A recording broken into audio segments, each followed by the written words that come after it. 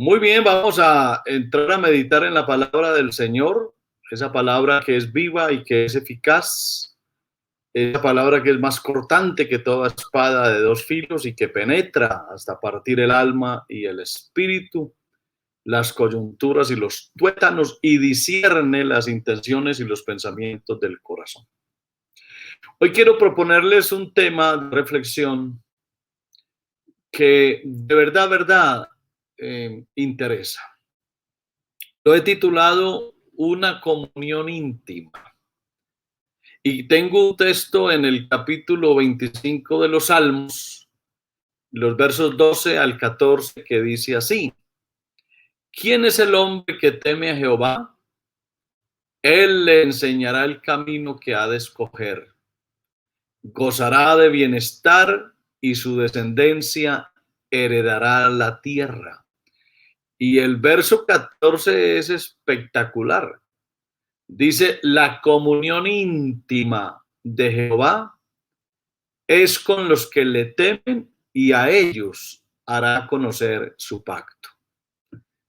Hermosa palabra que se ha de quedar en nuestros corazones. Le voy a invitar, hermano, ahí donde está, incline un momentito su rostro y dígale: Señor, yo quiero que me hables en esta noche. Quiero escuchar tu dulce y preciosa voz. Soberano Dios, yo te doy muchas gracias en esta hora por el honor, el privilegio de poder oír tu palabra, Señor, que esta palabra entre a mi corazón, que pueda quedarse grabada en mi mente para siempre, que pueda hacer un efecto maravilloso para que mi vida sea más agradable a ti todos los días.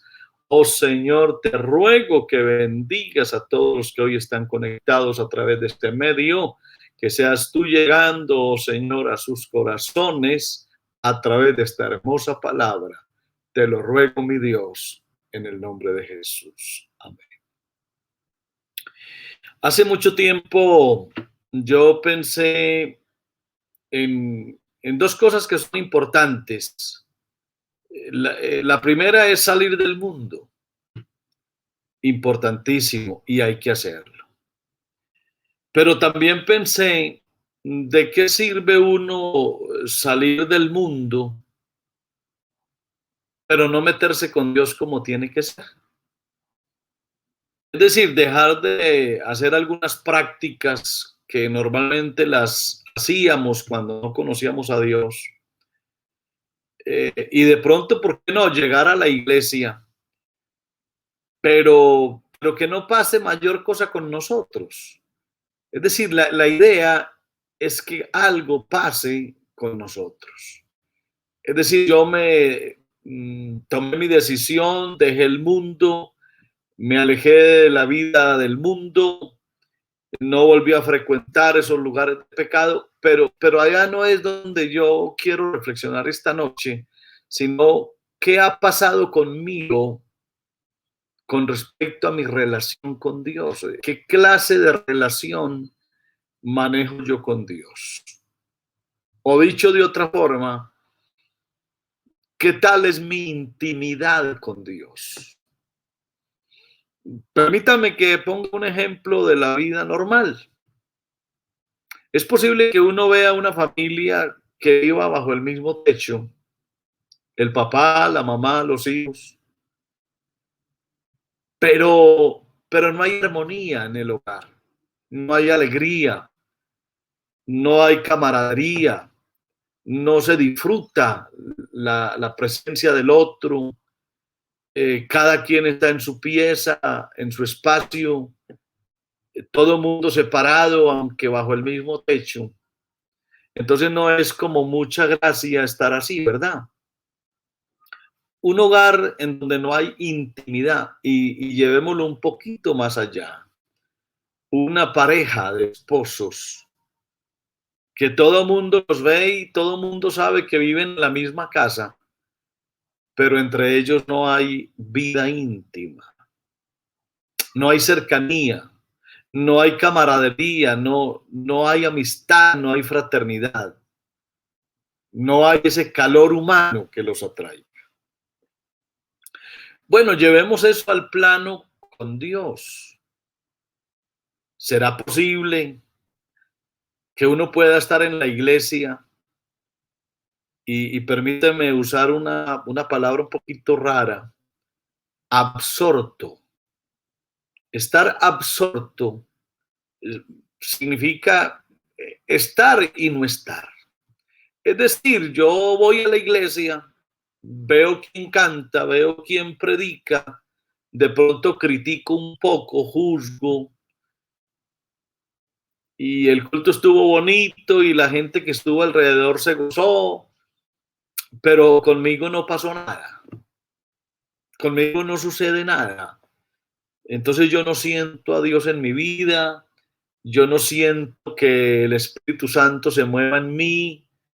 Yo voy a la iglesia, pero no pasa conmigo nada. Y soy muy amante a lo que otros dicen y soy muy pendiente de lo que le pasa a todos. Pero la pregunta aquí no es qué le pasa a todos, es qué me pasa a mí con Dios. Es decir, qué clase de intimidad tengo yo con Dios. Y volviendo a la frase aquella del sermón antiguo, aquel, yo lo titulé, no basta salir del mundo, es necesario meternos con Dios. No basta que te vuelvas pentecostal, no es suficiente que te vuelvas un religioso más. No basta con ir a una iglesia y cantar y de pronto hacer un aporte económico, porque no es lo ideal. Yo creo que hay que ir más allá. Si tú me permites, es como en el templo de los judíos, entrar al atrio y de pronto entrar al lugar santo. Pero es que la idea no es quedarte ahí, es que hay que ir al lugar santísimo, al lugar de la intimidad con Dios. Allá es donde de verdad se tiene que sentir la presencia de Dios. Yo te quiero preguntar hoy eso. ¿Llegaste solo al atrio? ¿Estás en el atrio? ¿O pasaste un poco más adentro? Ojalá. Bueno, estás en el lugar santo, maravilloso, pero no te puedes quedar ahí. Hay que entrar, hay que ir más allá. Hay un lugar que se llama lugar santísimo y ese es el lugar del encuentro con Dios. Y en el fondo, hermano querido, eso es lo que hace grande a los hombres. Eso es lo que engrandece al cristiano. Eso es lo que de verdad le da sentido a la vida del cristiano. ¿Qué tal es mi cercanía con Dios? El Señor dijo que la comunión íntima de Él es con los que le temen y a ellos les dará a conocer su pacto. Hay cantidad de cosas lindas de Dios que solo se aprenden en la intimidad con Él. Hay cosas hermosas y profundas en Dios que solo uno alcanza a entenderlas y a comprenderlas cuando uno se mete con Dios en intimidad y cuando uno pasa del oírlo al contemplarlo. Hay una práctica lindísima de un cristiano que tiene que estar en la vida tuya y en la mía y es sacar tiempo para contemplar a Dios, contemplarlo. Y eso solo se logra en la intimidad con Él. Así que yo te quiero invitar esta noche a que intimes con Dios, a que no te conformes con ir a la iglesia, a que no estés conforme porque tu nombre aparece escrito en el libro de membresía de la iglesia local. Allá todos te conocen, todos saben quién eres. Eso es bueno, sí, pero hay que entrar un poquito más. Hay algunos cristianos que de pronto se quejan de que la vida cristiana no es lo mejor para ellos, pero el asunto no es problema de la vida cristiana, es que uno se tiene que meter, uno tiene que ir más allá. Y yo estaba pensando en esta tarde que hablar con ustedes hoy y le di un repaso rápido a los grandes hombres de la Biblia. Y déjeme decirle una cosa, no hay uno, ni un solo gran hombre de Dios que no haya estado en intimidad con él. Es decir, hay un común denominador. La grandeza de los hombres se mide por el grado de intimidad que tengan con Dios. Es decir, un hombre llega lejos de acuerdo a su intimidad con Dios. O sea, el alcance de tu vida es, como dirían los matemáticos, directamente proporcional a tu cercanía con Dios. Vamos a mirar ejemplos y no sé cuál de ellos te parezca más atractivo. El caso de Moisés. Moisés tuvo experiencias hermosísimas con Dios. Vio la zarza, oyó la voz, subió al Sinaí, vio la gloria de Dios, vio abrirse el mar rojo. Si eso no hace grande a un hombre, ¿qué lo hace grande? Por eso es que Moisés se convirtió en el gran caudillo y uno de los más grandes hombres de la historia de Israel. Pregúntele usted a cualquier judío por los grandes hombres que les antecedieron y con seguridad que ahí va a estar Moisés, con toda certeza. Es decir, Moisés llegó a ser grande ante los hombres por su cercanía con Dios. ¿Y qué decir de Noé? Noé recibió el mandato, construyó el arca, perseveró, no desistió, estuvo cerca de Dios, entendió el lenguaje de Dios, sabía lo que habría de venir sobre el mundo y se apercibió. Y eso lo convirtió en el gran pregonero de justicia y de alguna manera en el padre también de la humanidad postdiluviana. Porque del diluvio para acá, de alguna forma le debemos la continuidad al ser humano por Noé. Entonces Noé llegó a ser lo que fue por su grado de intimidad con Dios, cómo le creyó a Dios y cómo actuó en coherencia con lo que Dios le mandó. Porque es que no se trata solo de oír a Dios, es que no, yo voy a la iglesia y oigo. No, es que no es solo oír, es que hay que ir a hacer lo que se oye. Hombres grandes de Dios como Abraham, ¿cómo no iba a llegar Abraham a ser tan grande? Si cuando él recibió el mandato, no solamente escuchó la voz de Dios, sino que salió en pos de la voz que oyó. En otras palabras, uno tiene que ser coherente. Si Dios te llama, escúchalo, pero tienes que salir. Abraham oyó la voz de Dios y salió. Dejó su tierra, dejó su parentela, dejó todo lo que tenía y se fue detrás del que lo llamaba. Por eso luego ocurrió el más grande milagro de todos en la vida de Abraham.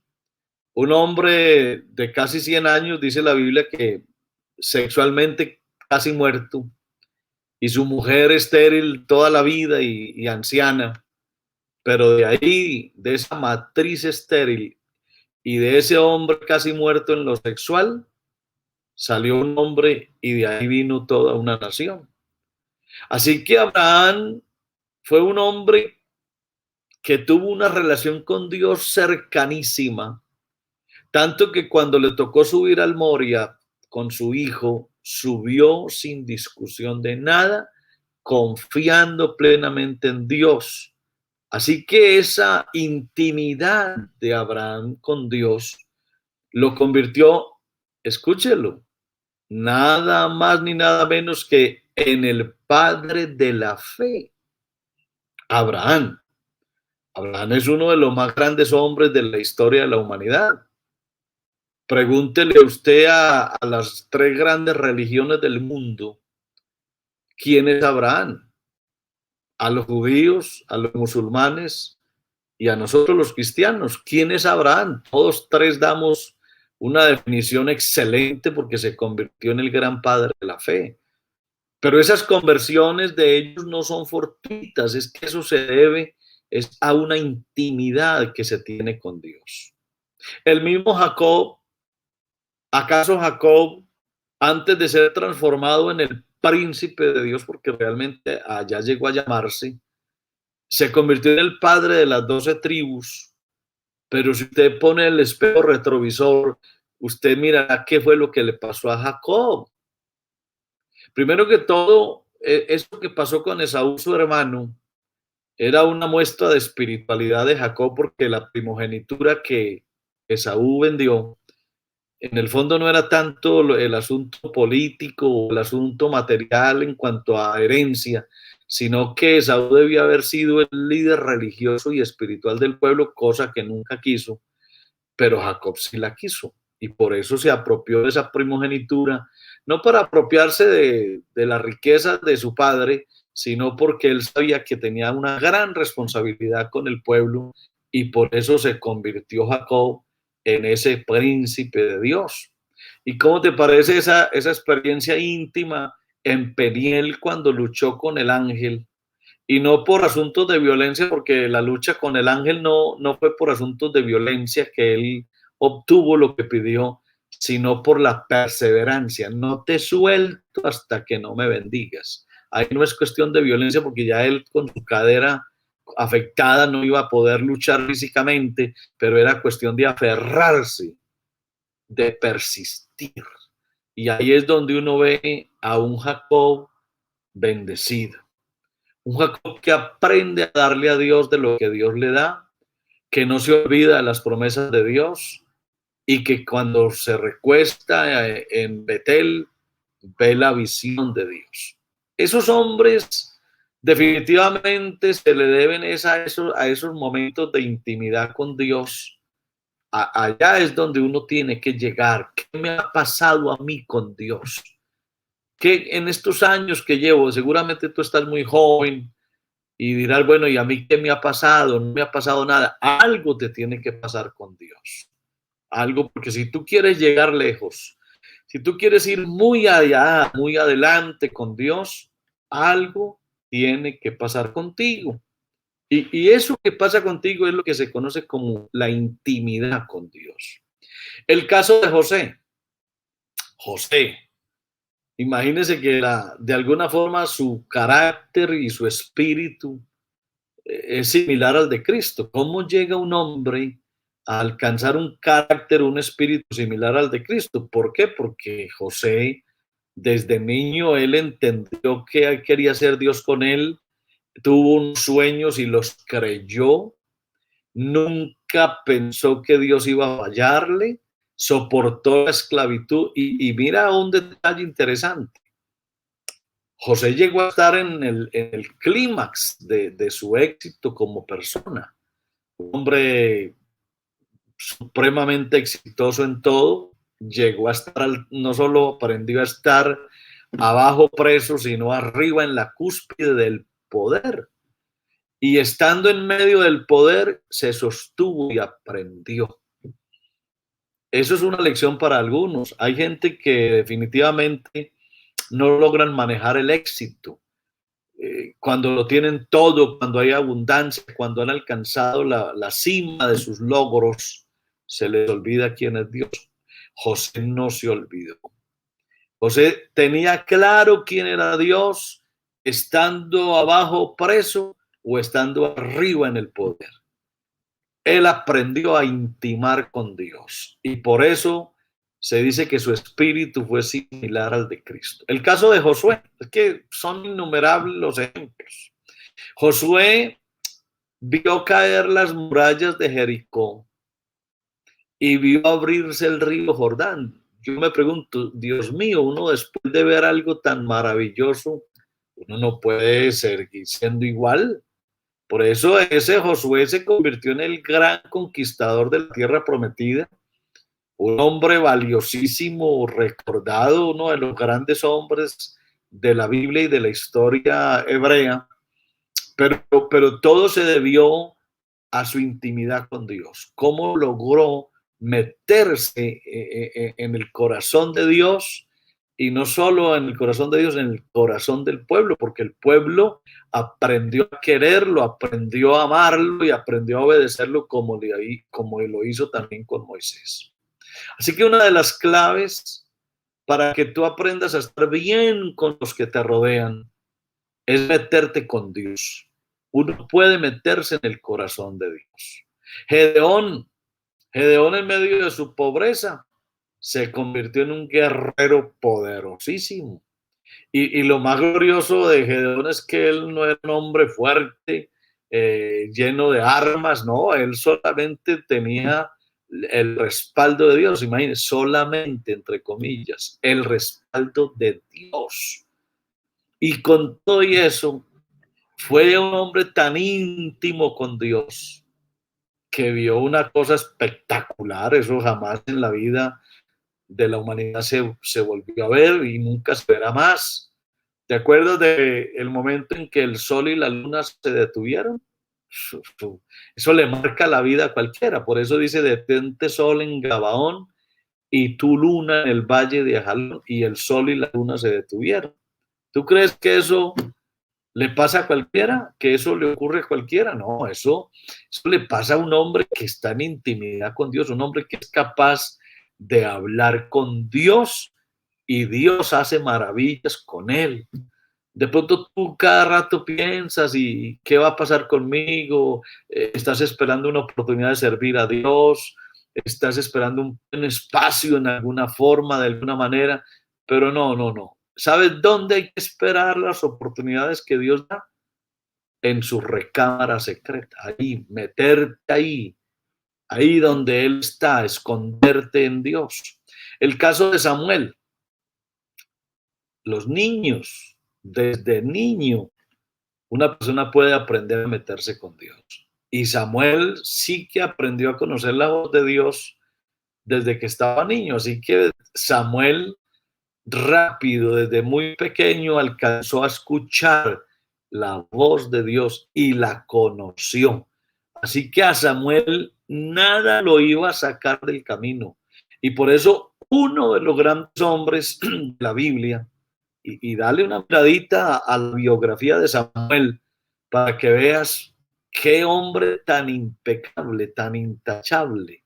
Obviamente que es un humano y tuvo sus errores, pero de verdad, Samuel fue un hombre grandísimo, se convirtió en un gran profeta. ¿Y a qué se le debe esa grandeza? A un secreto sencillo. Él desde pequeño en el templo aprendió a escuchar la voz de Dios y a reconocerla. Es decir, tuvo un oído fino para saber cuándo Dios le hablaba. Y seguramente en su etapa de adolescente y de joven y de viejo, escuchó muchas otras voces, pero ninguna de esas voces le llegó a su corazón porque él sí que sabía distinguir cuál era la voz de Dios. ¿Y eso cómo se logra? En intimidad con Dios. ¿Cómo aprende uno el secreto? ¿Cómo aprende uno el lenguaje? ¿Cómo aprende uno la norma que Dios da? Cuando estás en intimidad con Dios. Este listado de hombres grandes se quedaría inconcluso si no menciono a David, el famoso rey David. Esa victoria que él obtuvo con Goliat, eso le marcó la vida para siempre. Ese David se transformó en un hombre conforme al corazón de Dios. Yo no sé si tú algún día te has puesto a pensar un poquito qué significa eso. Un hombre conforme al corazón de Dios. Eso es demasiado grande. Eso es una grandeza que la Biblia dé un testimonio de un hombre así. Eso es más que maravilloso. Un hombre conforme al corazón de Dios. ¿Tú te imaginas, hermano querido, esa intimidad de David con Dios? Yo pienso por un momento en esa inspiración de esos salmos hermosos, dónde se metía David, dónde estaba escondido cuando tomaba el arpa y empezaba a adorar a Dios con gozo. Eso tenía que ser en un momento de una intimidad maravillosa con Dios, donde le fluía esa alabanza, rica adoración para Dios. Eso solo le pasa a hombres que viven en intimidad con Dios. Por ejemplo, quiero a los músicos, a los cantantes, a los compositores, a los poetas. ¿Sabes en dónde se consigue la inspiración? Y déjame meto a otro grupo ahí, a los predicadores. Sabe que yo he pensado que los grandes predicadores obtienen sus grandes sermones cuando están de rodillas, cuando se meten con Dios. Las grandes obras de predicación, los grandes sermones, se logran cuando un hombre aprende a meterse en intimidad con Dios. Ahí es donde Dios le sopla al oído, ahí es donde Dios le manda el mensaje y ese hombre se convierte en un vaso, un canal de bendición, porque se logran las cosas no tanto en el estudio, porque, y voy a ser claro, no es que esté en contra del estudio, de la teología, no, nada, ni de los institutos, por supuesto que no, pero los grandes predicadores, esos hombres que cuando tú los oyes, Dios trata contigo de una forma especial y te deleitas escuchándolos, esos hombres son hombres íntimos de Dios. Y toda esa riqueza, uno a veces oye a esos hombres hablar con esa inspiración, esa unción, esa gracia, y uno dice, ¿y este hombre de dónde saca todo eso? ¿De dónde? De estar de rodillas metido con Dios. Dios le sopla, le entrega todo en ese momento de intimidad. Así que si vas a cantar, si vas a predicar, si le vas a enseñar a un niño, por favor, antes de ir a presentarte ante el auditorio, tienes que estar en intimidad con Dios un buen rato y saldrás de ese momento de intimidad lleno y bendecido con la sabiduría que Dios da. Sigamos mencionando hombres. A ver, que aquí el tiempo nos está yendo ya. El caso de Elías. Elías vio caer fuego sobre el altar. ¿Será que a Elías se le olvidó algún día eso? Jamás, jamás. Y los milagros que hizo Dios a través de Elías fueron espectaculares. ¿Usted cree que eso a uno se le olvida, hermano? Eso no se puede olvidar. Y eso hizo que Elías se transformara en el profeta más representativo de Israel. Por eso es que hay hombres que representan algo así como etapas de la historia de Israel. ¿Quién representa la ley? Pues Moisés. ¿Quién representa a los profetas? Elías. ¿Y por qué Elías se convirtió en el hombre más representativo del profetismo en Israel? Por sus experiencias con Dios.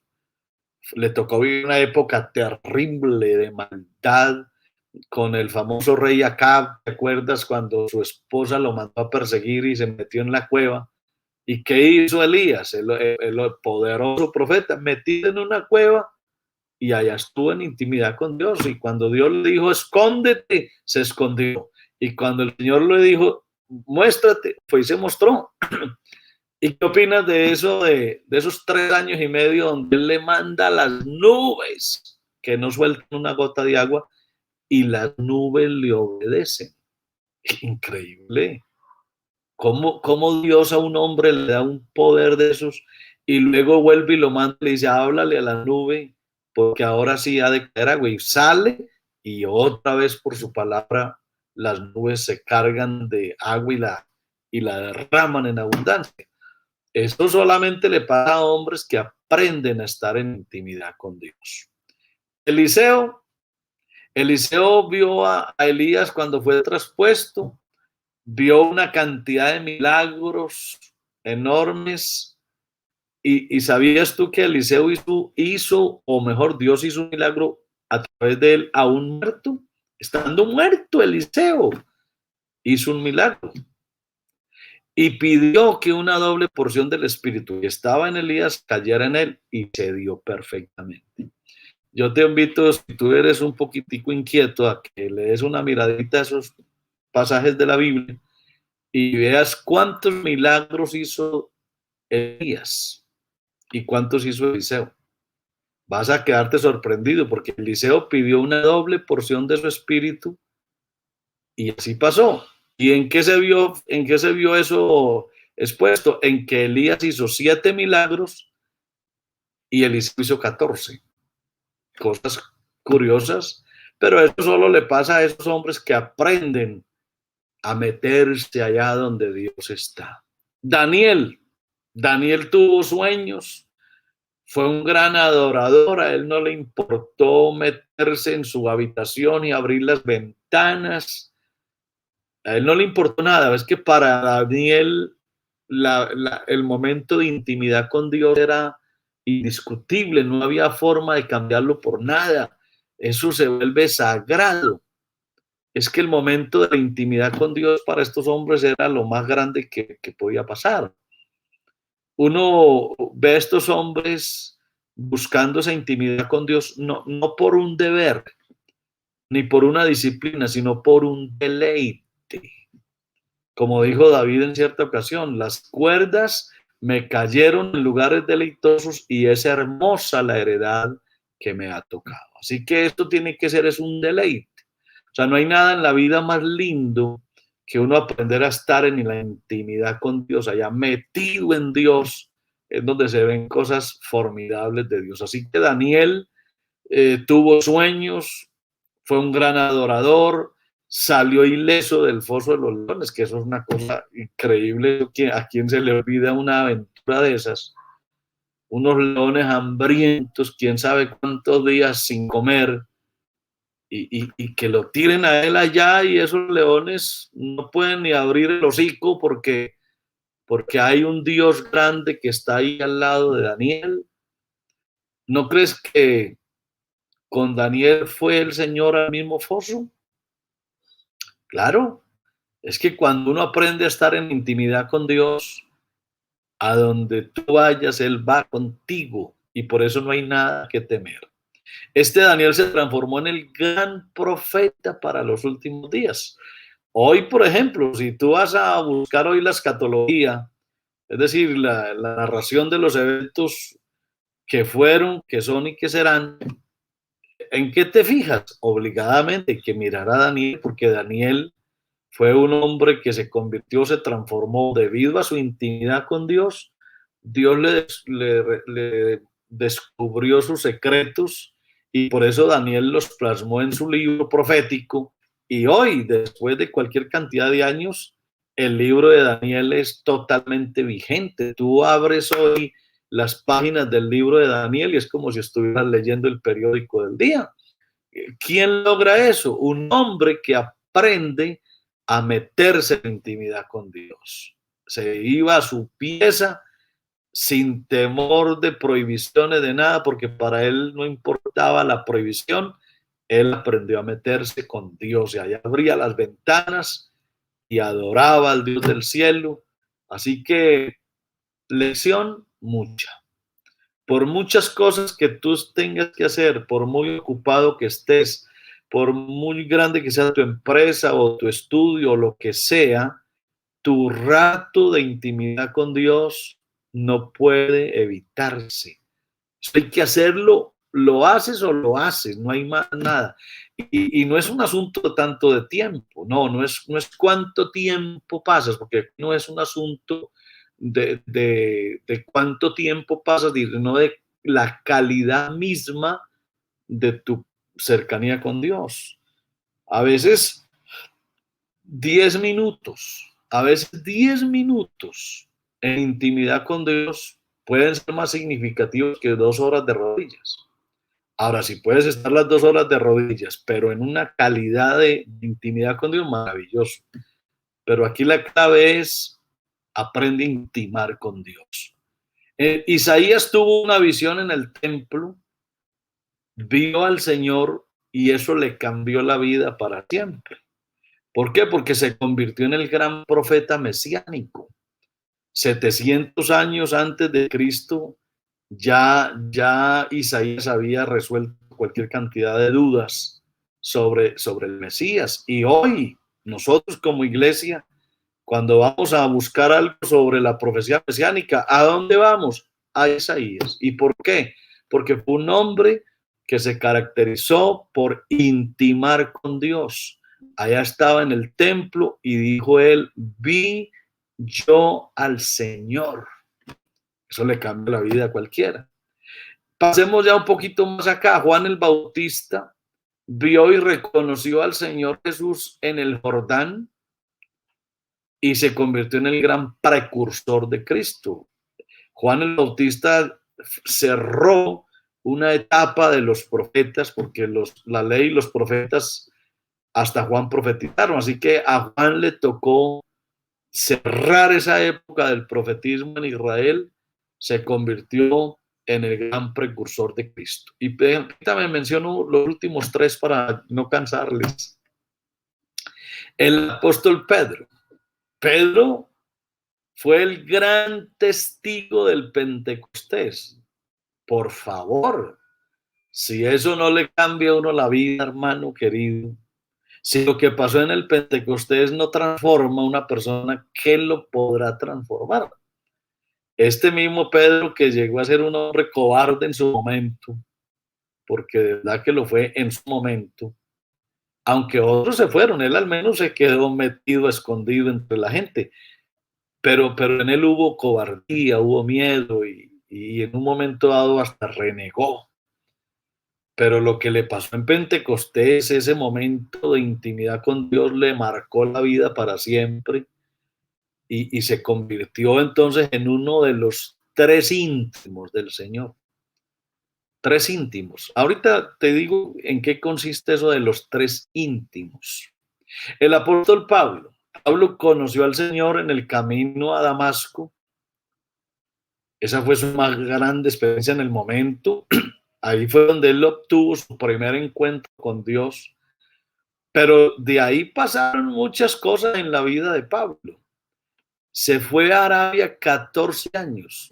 ¿Tú alcanzarías a imaginarte qué pasó en esos 14 años?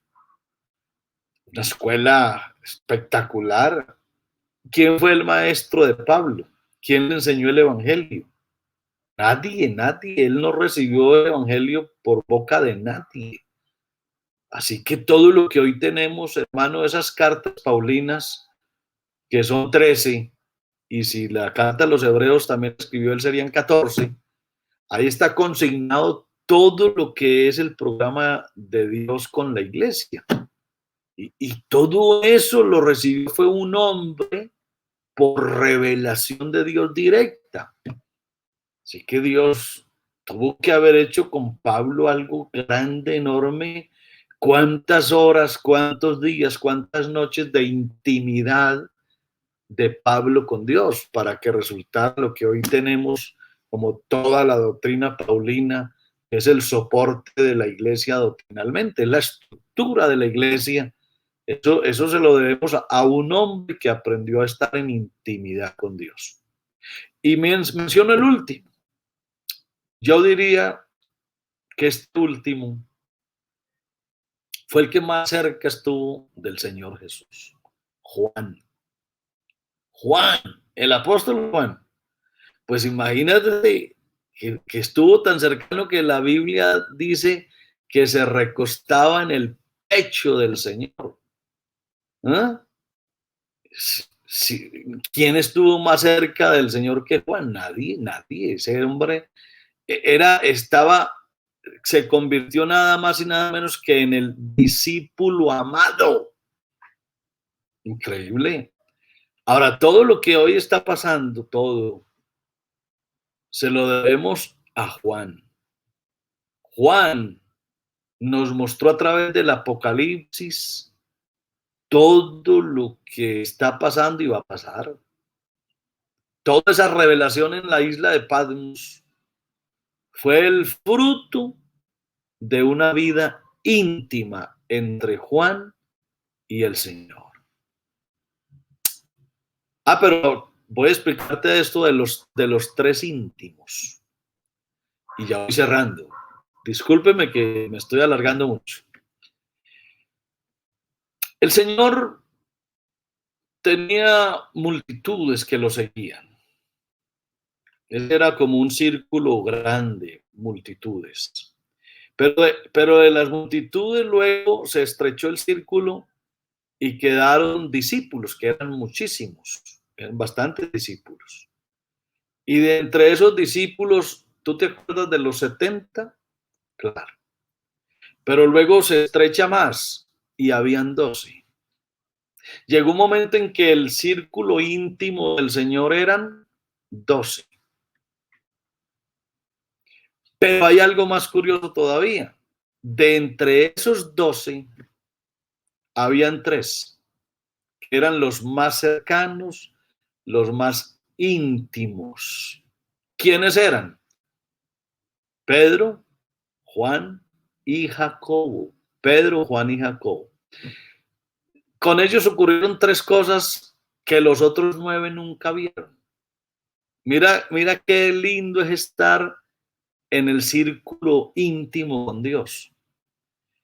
Cuando fue al Getsemaní, antes de ser arrestado para llevarlo al Calvario, ¿con quién subió al Getsemaní? Con Pedro, con Juan y con Jacobo. Cuando la resurrección aquella de la niña muerta, ¿a quién se llevó para resucitarla? A Pedro, a Juan y a Jacobo. Cuando el monte de la transfiguración, ¿a quién se llevó? A Pedro, a Juan y a Jacobo. Impresionante. Esos 3 vieron cosas que jamás nadie nunca vio. Ni siquiera los otros 9, porque eran 12.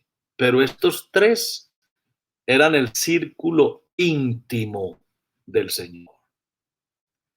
Y si tú me permites, estrecho un poquito más el círculo. Juan,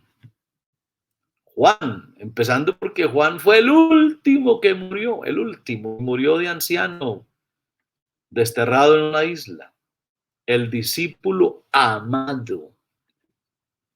Tu hermano es maravilloso, uno ve todo esto y dice, Dios mío, ¿yo dónde estoy? ¿En qué parte estoy yo? De Moisés la Biblia dice que nunca más se levantó profeta en Israel como Moisés. ¿Y sabe cómo dice la Biblia? Moisés dice, a quien haya conocido Jehová cara a cara. Conocer al Señor cara a cara. Eso es un símbolo de una intimidad total, total. ¿Y qué opina usted de del testimonio que da la Biblia de Abraham? Dice la Biblia en Santiago 2:23 que se cumplió la escritura que dice, Abraham creyó a Dios y le fue contado por justicia y fue llamado amigo de Dios. No, hermano, eso es lo más glorioso que a uno le puede pasar. Eso es lo más grande que a uno le puede pasar, que Dios a mí me llame amigo. Pero aquí quiero decirte algo. Hay una promesa para ti y para mí. Hay una palabra que nos invita a que tú y yo lleguemos a esos niveles. Podemos llegar a ese nivel. Juan 15:15, eso ya no es ni para Moisés, ni para Abraham, ni para Elías, ni para Moisés, no, es ya para nosotros hoy. Porque cuando el Señor dijo esto, ya en ninguno de ellos estaba. Estás tú y estoy yo. Y aquí dice en Juan 15:15, ya no os llamaré siervos, porque el siervo no sabe lo que hace su Señor, pero os he llamado amigos, porque todas las cosas que oí de mi Padre os las he dado a conocer. Una de las cosas lindas, hermano, que nos puede pasar es llegar a ser amigos de Dios. Una cosa es tú en el colegio, en la universidad, en la oficina, en el barrio, en la misma iglesia, uno tiene mucha gente que lo rodea. Pero hay algo más allá de la amistad, de esa que nos rodea, y es la intimidad con la gente. Uno tiene gente que es íntima, ¿verdad? Y eso es lo que Dios quiere tener contigo y conmigo. ¿Cómo estoy yo con Dios? Esa es mi pregunta esta noche. ¿Cómo estoy yo con Dios? Acuérdate, ¿quién es el hombre que teme a Jehová? ¿Quién es? Él le enseñará el camino en que ha de escoger, gozará él de bienestar y su descendencia heredará la tierra. Y dice, y la comunión íntima de Jehová es con los que le temen y a ellos hará conocer su pacto. Yo te quiero invitar, mi hermano, esta noche a que te metas con Dios. Definitivamente esto tiene que ser así. Aquí nos toca es profundizarnos. Alguna vez dije yo que hay tres maneras de conocer el mar, tres formas de conocer el mar. ¿Tú conoces el mar? Puede que sí. A ver, una forma de conocer el mar es yendo a la playa y te paras en la arena y miras la lejanía y puedes venir y decir, conocí el mar. Y es verdad, sí, es verdad, conociste el mar. Pero hay una segunda manera de conocer el mar y es subirte a una embarcación, bogar mar adentro, que llegue el momento en que tú no veas tierra por ninguna parte, para donde mires está rodeado de mar. ¿Conociste el mar? Sí, claro. Y quizá más que el que solamente estuvo en la playa. Pero hay una tercera forma de conocer el mar y es poniéndote un vestido especial, un tanque de oxígeno, tu careta y meterte a mirar la profundidad del mar, a ver los peces, a ver los corales, a ver la inmensidad, la hermosura, la belleza del mar. Eso es más grande todavía. Déjame usar ese símil para preguntarte con respecto a Dios. ¿Estás en la playa? ¿Bogas más adentro o te metiste a la profundidad? No te quedes siendo un cristiano de la orilla. No te quedes siendo un cristiano que anda sobre el mar. Sé un cristiano que se profundiza en Dios, que aprende a meterse en las profundidades de Dios y ahí verá cosas lindas y hermosas. Te invito a que lo hagas. Algún día me llamas, algún día hablamos, algún día nos veremos por ahí, nos tomamos un café y me vas a recordar este mensaje. Y me vas a decir, hermano Héctor, ese día yo aprendí que tenía que meterme más con Dios. Y lo que hace que me metí con Dios, eso hace que estoy viendo maravillas en Él. No pierdas tiempo en tantas cosas. No te vuelvas un cristiano rutinario, de ritos, de ceremonias, de ir un momento a una iglesia, de arrodillarse. Esto es necesario hacer, sí, pero digo yo, tu cercanía con Dios y tu intimidad con Dios, eso no se puede negociar ni se puede discutir. Así que te invito a que te metas con Dios, a que tengas una comunión íntima y luego verás qué diferencia es ser un cristiano íntimo con Dios. Te mando un fuerte abrazo en el nombre de Jesús y bendiciones para todos.